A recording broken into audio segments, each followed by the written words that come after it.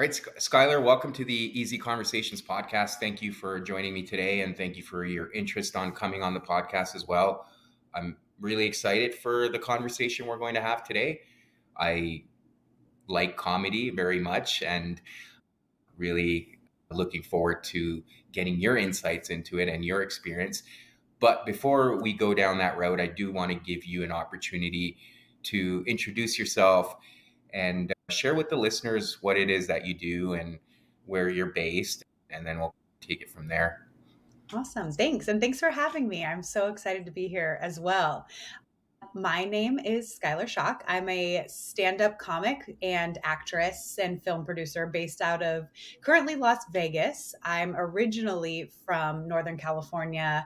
I've lived in San Diego and LA. So I consider myself California native, but in Vegas at the moment. And I'm super excited about our conversation today. Mental health is really important to me, and I know we've got excited to connect about where the intersection of mental health and comedy is and what that looks like. Yeah, absolutely. And just out of curiosity, what got you into comedy to begin with, and where did that interest come from? It's such a funny question because I think I never was the class clown or like somebody that kind of was the person that was known for being like, oh, she's super funny. Or I never thought that was something I was known for, was a part of my identity per se. But as I started evolving in terms of my acting career, I would get put into comedy scenes, and I just had this kind of innate ability to find the comedy in things, or to play a scene with the comedy. And what I realized was tragedy and being really honest is what makes something funny. It's just the circumstances. We often laugh at things that are really real or Yeah. painful because we understand and we relate to it. So, in a Mhm. way, my kind of vulnerability has made me more drawn to comedy because I've realized as I've evolved in my career. So, eventually, I started doing stand up comedy as a part of my performance MFA, getting Yeah. my master's degree. We had to take a class in it. And so, for me, as I'm starting to learn about how to write jokes, I'm realizing the stuff that I find funny is generally stuff that other people have said or are experiencing, and then they find it funny. And I just have always been a big like a big proponent of being vulnerable and just living your truth. And so it just turned out to be that was what makes me funny. And then after I started doing stand up, a lot of my friends were like, of course, you're hilarious. And I was like, I don't know, am I? But Yeah. so it really truly came honestly by it. I never had these intentions of saying, I really want to make a room of people laugh, but it ended up being that like my honest approach to wanting to connect and tell stories happened to lend itself to being funnier, to having comedy be the way to do that. And it's so important that you talk about telling stories, because that's the one thing that really fascinates me about stand up comedy. And until recently, I didn't really put the two together. But a lot of the things I've been focusing on over the last year, personally, for personal reasons too, but the whole idea of storytelling, because I've really started reading about history and learning about the past and some of the things that happened in the past. But there's that whole notion of storytelling. And I think stand up comedians need to be really good at that, to be able to tell a story and then deliver that punchline. But so that's one thing. But the other piece is the whole pressure of telling that story and delivering that punchline. And that's what really fascinates me about stand up comedians and the ability for them to do that. How are you able to do that, and what are your nerves like in the moment? And if the punchline doesn't land, how are you able to pivot and take it in a different direction? Well, the nice thing about stand up is that usually if something doesn't get a laugh, calling that out will get you one. So Yeah, generally that's always like the backup plan, right? yeah. Is that you can always kind of just be like, "Oh, I guess that's just me," or you can make some kind of comment, and then that will generally get a laugh and allow you back into your flow.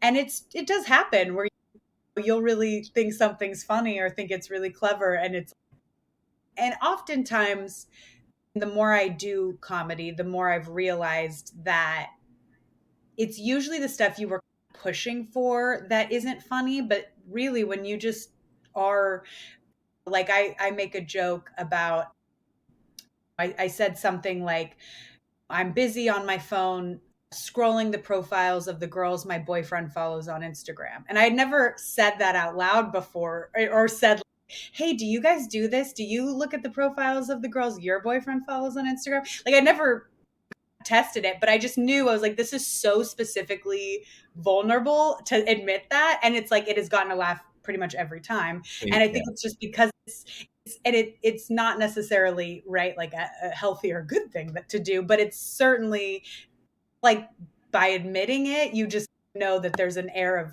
some like but if I tried to make that funny and said Right. something like I wrote a joke, sometimes the audience can always just tell when you're being authentic or when you're writing because you think that's supposed to be funny. Right. Yeah, I get that. So like the forced versus the natural aspect of it. And to your point, that vulnerability is so important because that kind of ties back to mental health. And Totally. I'm one of the things I'm seeing, or trends for that matter, even amongst stand-up comedians, they're really talking more about their mental health in a very lighthearted way. To your point earlier, it is dark humor, but at least they're being vulnerable and they're making it almost normal to talk about these things, and they're getting rid of that stigma around mental health. So why do you see that overlap with comedy and mental health, and how has it helped you along your journey? Yeah, I love, and this is my favorite question, right? So I love this for several reasons. I did, and I'm sure we'll get into Laugh Until You Cry later, which is the event that I produce around this. But I've talked to a mental health expert as we were developing that program, and she said the most profound thing to me on accident, right?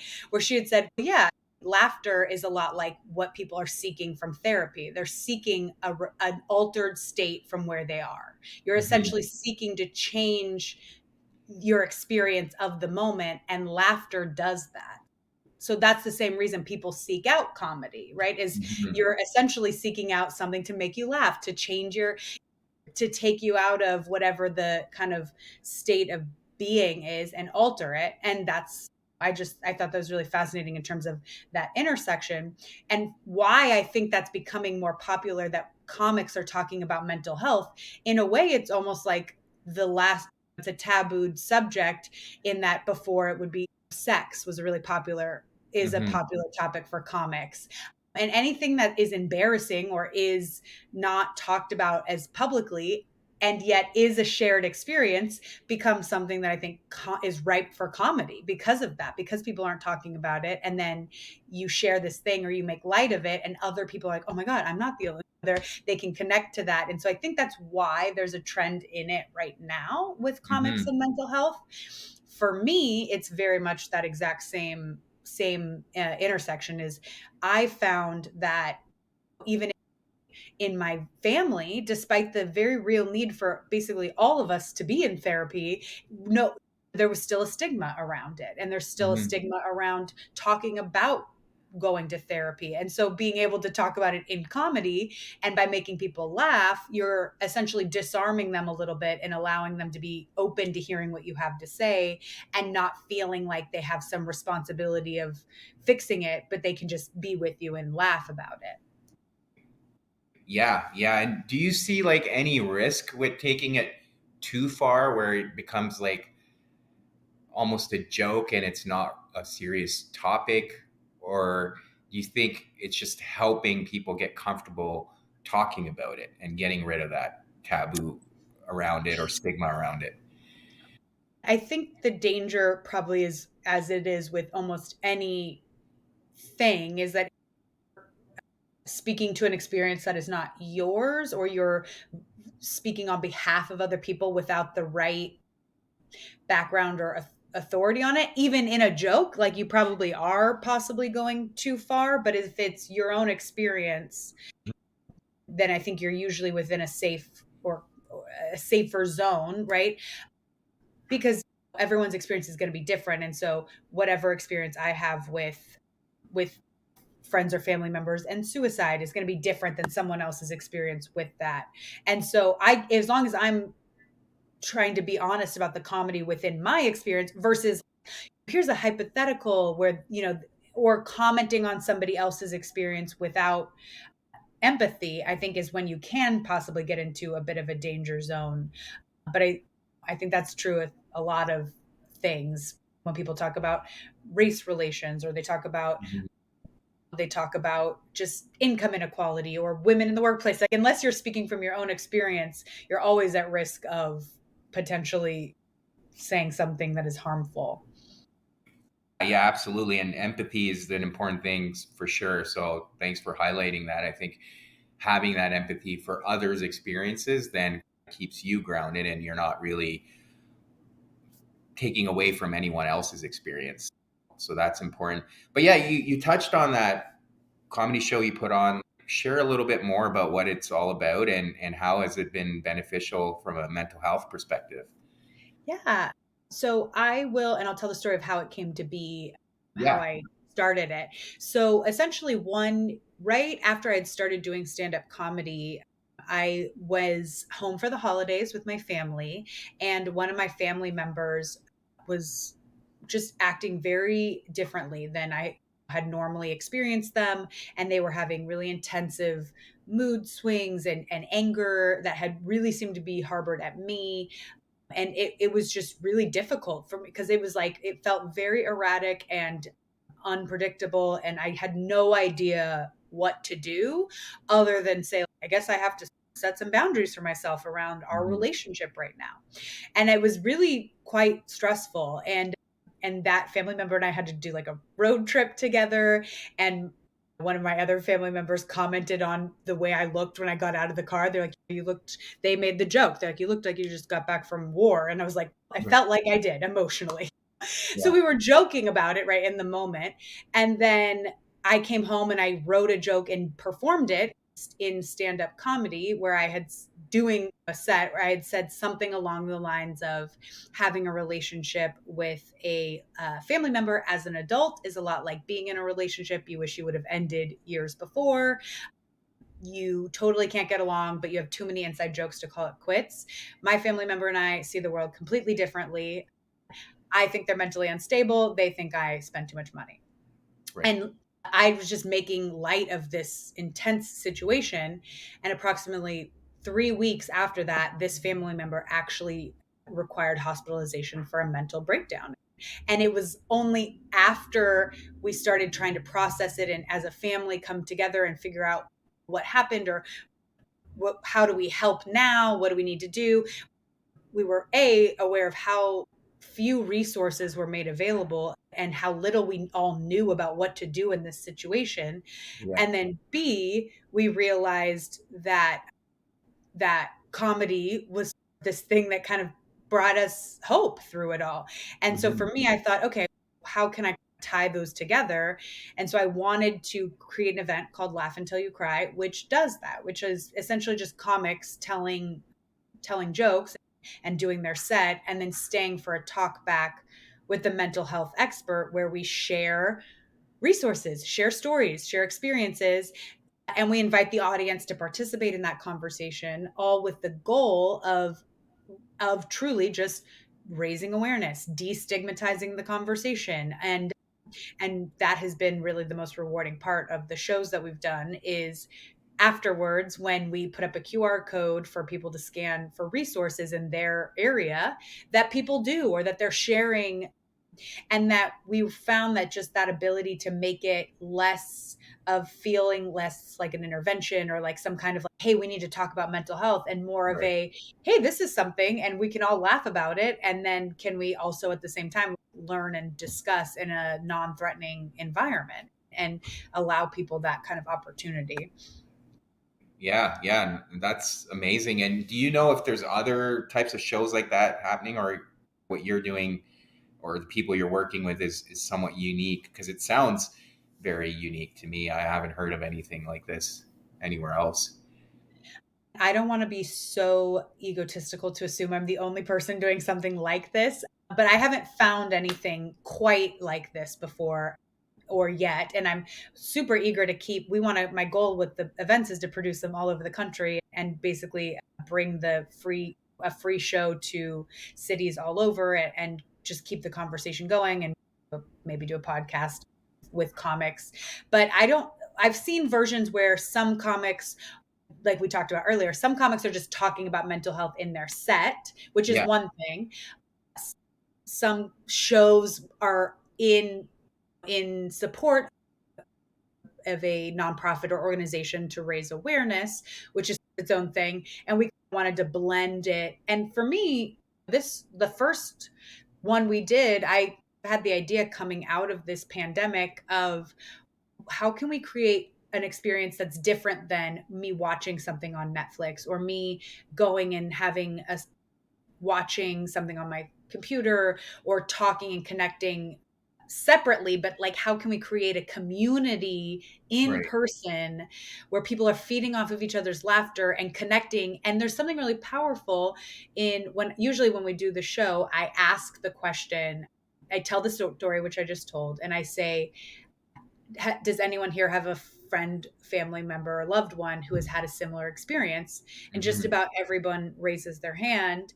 And for me, that moment when you can look around the room and be in a room with people, seeing that other people are reflecting back a part of your experience, that was what was really important to me that we capture.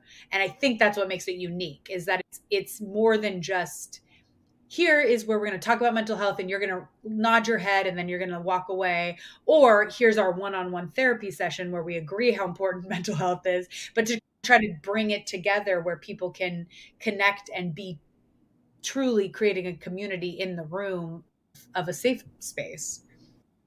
Yeah, for sure, for sure. And you mentioned the story with your family member, and obviously you were trying to keep it lighthearted, and after the fact, you found out that it was a lot more serious than you'd originally anticipated. How was that? And the reason why I'm asking that question is often, like, jokes are meant with no intent or ill intent or harm. And you quite often see a lot of comedians get themselves in hot water if they offend someone or a group of people.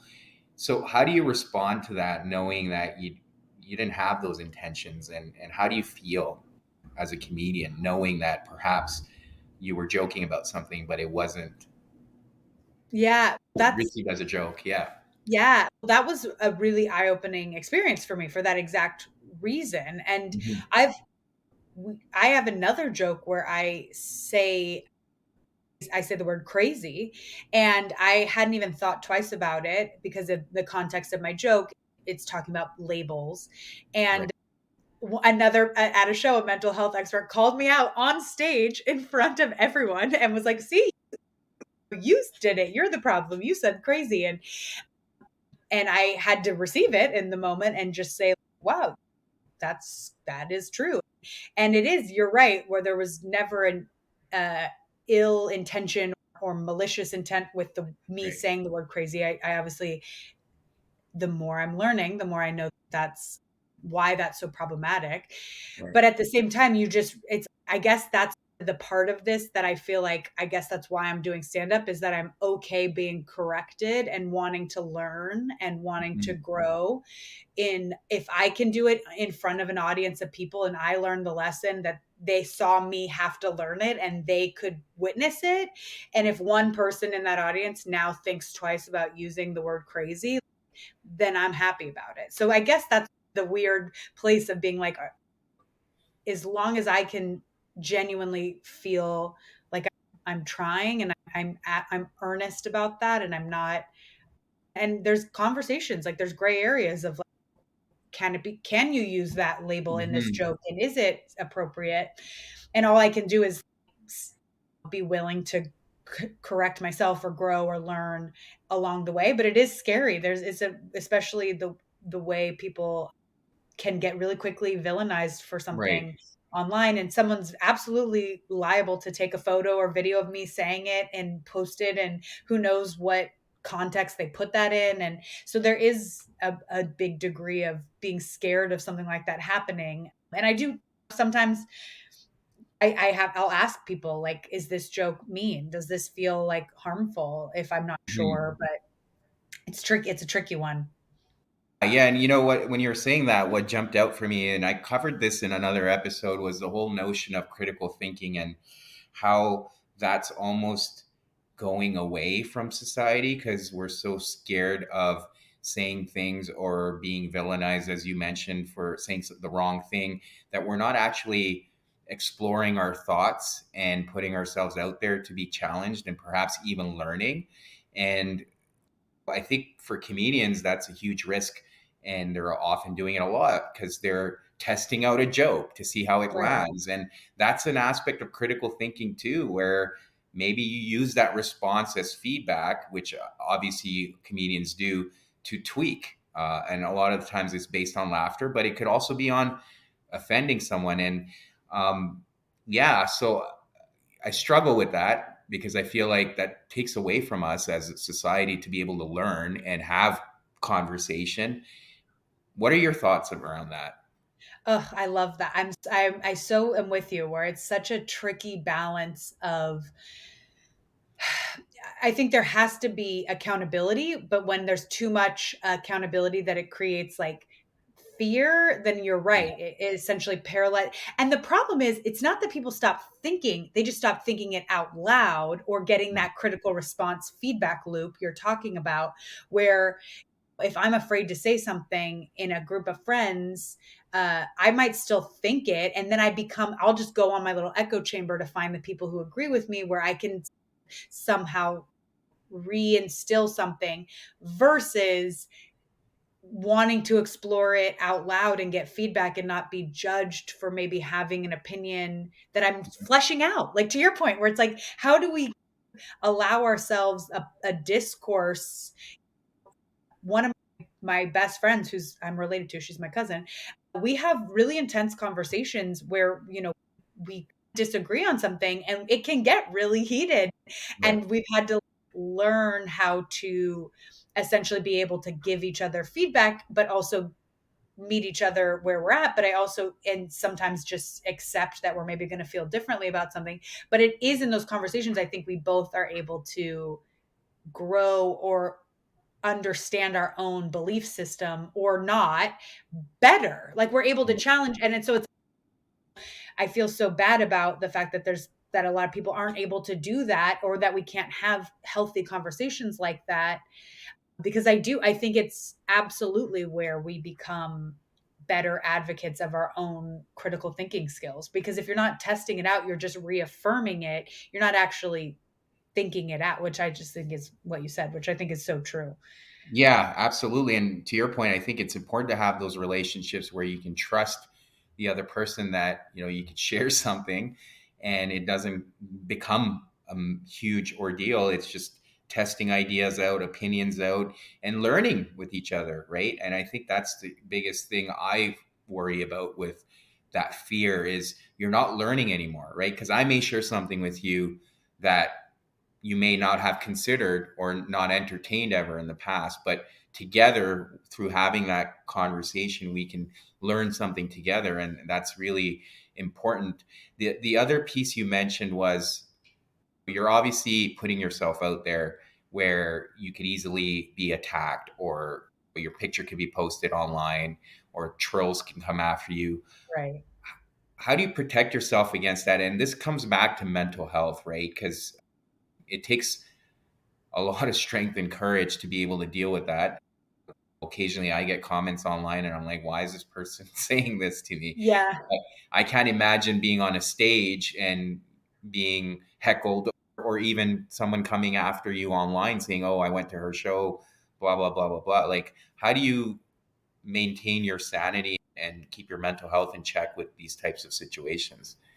Oh, it's such a good question. And I guess I'm lucky in that my experience as an actor started me on this journey of that probably right around the time the internet really was becoming a comment zone. Because I remember I had done a web series with my friends when I was like 20 something, like baby. I was a baby. And I had no idea about comments online.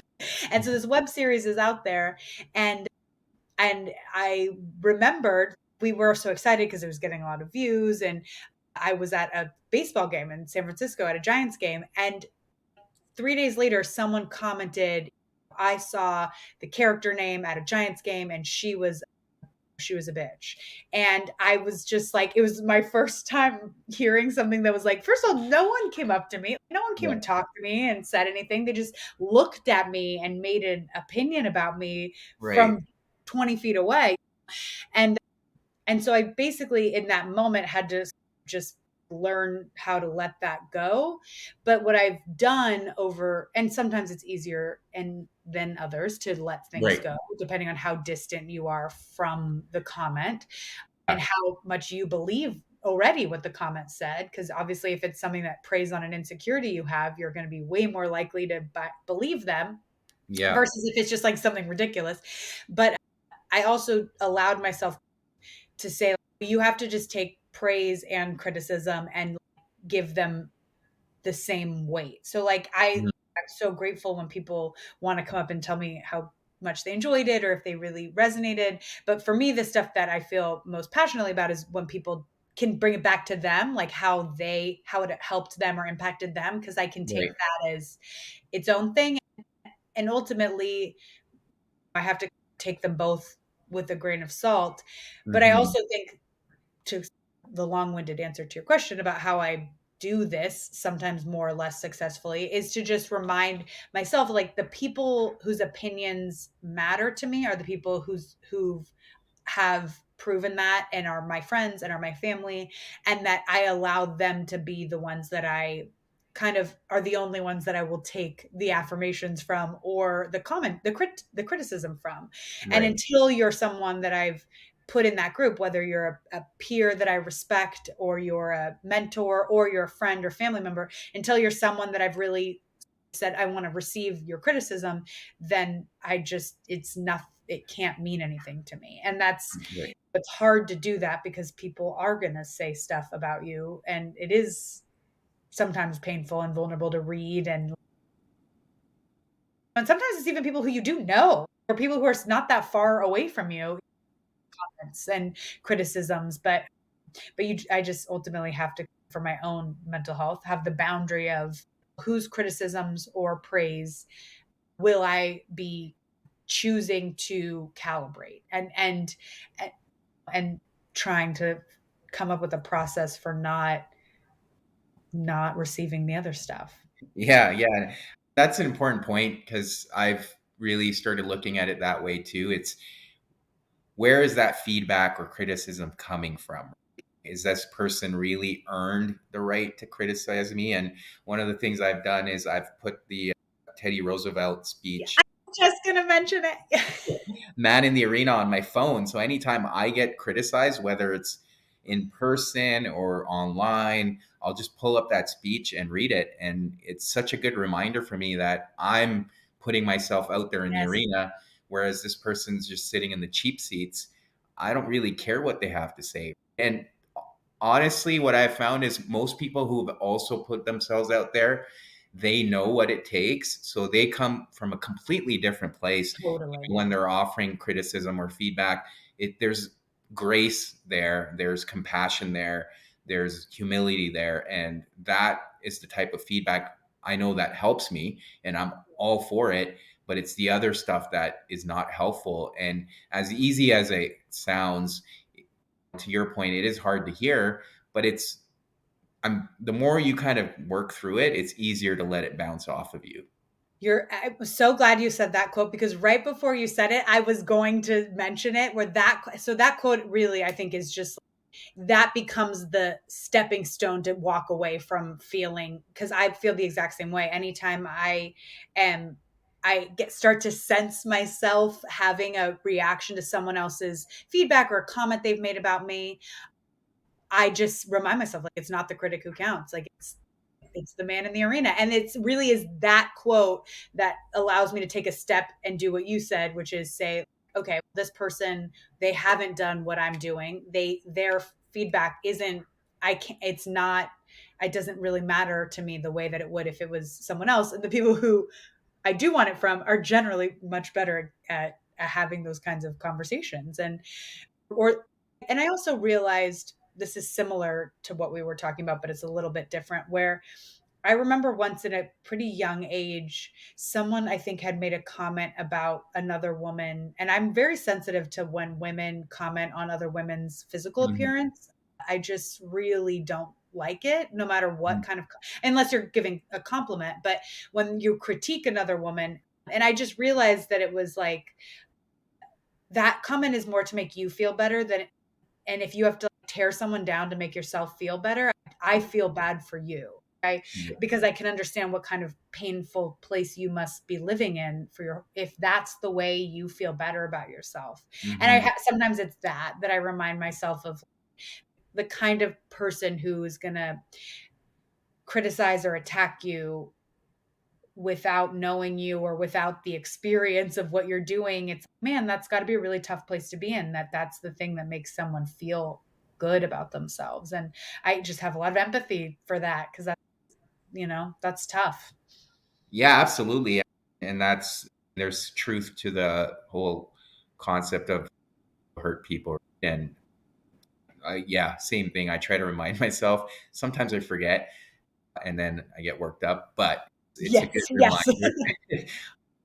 I agree with you. And yeah, yeah, anyone who's trying to tear someone else down, I don't know if they're even feeling better, right? That's something I always think. I'm like, are they actually feeling better? They're probably just trying to pull other people down with them. And misery loves company. So, yeah, it's just Totally. not a good place to be and not to be around people like that. That's what's helped me. But Yeah. yeah, no, that's great. And anything else you want to share as far as your experience with mental health or your journey as a comedian? What's helped you or what people can value take from your experience? Yeah, absolutely. I'll share a few of the things that have come up from some of the talkbacks that I Yeah. personally have just been totally, I've just found to be these little nuggets that I've found really helpful. And then I can talk more about myself. But I think the big thing I realized when I first started the Laugh Until You Cry talkbacks, we were having these conversations with a mental health expert. And she said a few things that I think were so key to the mission of what I want to do, which is just changing the rhetoric and destigmatizing the conversation. And the first thing, Dr. Michelle Paul, who's the expert we worked with, she heads the psychology department at UNLV, and she runs the clinic there. So she's an amazing woman. And she had said a few things like, the first thing is, the way we talk about mental health Hmm. is not the way we talk about physical health. And that's a problem. Like when you say, I have cancer, I have a broken leg, you don't say I am cancer or I am broken leg, but you say I'm depressed or I'm schizophrenic or I'm bipolar. And so just that alone, if you can change it to say I have bipolar disorder, you're able to separate a bit the mental health issue. I have anxiety, not I'm an anxious person. And if you're able to Right. separate it, you can start to treat it in a way in which allows you to not feel like it's your identity, which I thought was really powerful. Just a simple thing too, or talking about someone else. Oh, she's depressed. It's like, oh, she has depression or she's dealing with depression.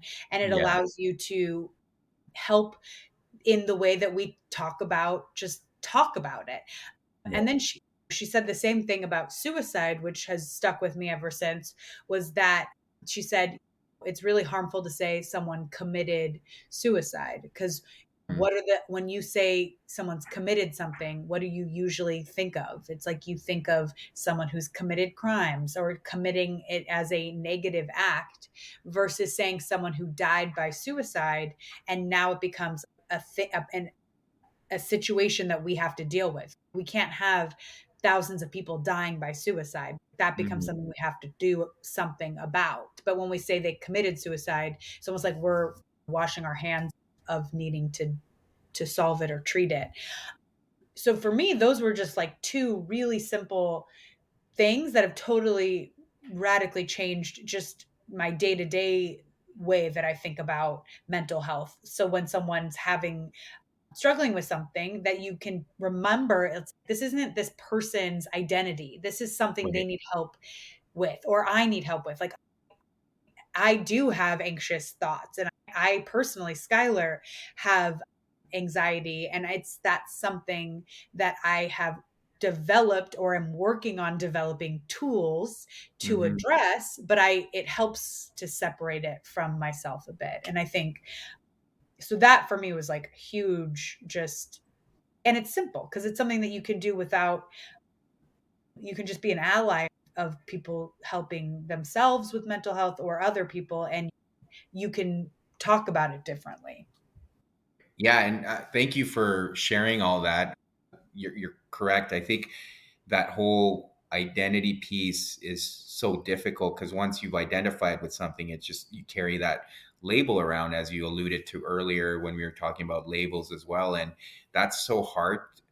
And I think that's thinking about it too, because I've thought about it a lot in terms of how can we help people come forward and ask for help. And I think that's probably the fear too, is if I come out and say I'm depressed, that means that's how everyone's going to look at me, as this depressed person. So there's that fear of sharing that because of the label, as opposed to what you said, if you're able to say, this is something I struggle with under these situations, it's situational based, then it's a lot easier to tackle and talk about because it's not your identity. It's just Yeah, a part of you that you're wanting to either work through or get help with, right?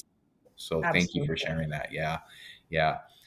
No, Skylar, I really appreciate you coming on here and sharing your story and everything you've been doing. That's amazing. It sounds like great work. And for listeners that do want to get a hold of you or find you online, what are some ways they can do that? Yeah, as long as they're not leaving nasty comments. I'm just kidding.